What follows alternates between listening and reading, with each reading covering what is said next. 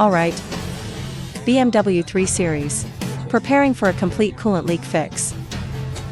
This recent car is a 2017 long wheelbase 320li.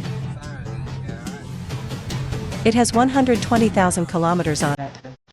Cars from the same generation can all use this video as a reference, whether it's a sedan or an SUV, as long as it has the first-gen B48 engine. This video covers the three main cooling system components, along with several auxiliary water hoses. Installation details are all marked out in depth. Owners can like and save this video to use as reference homework for later. Alright, now follow the camera as we show our detailed work process.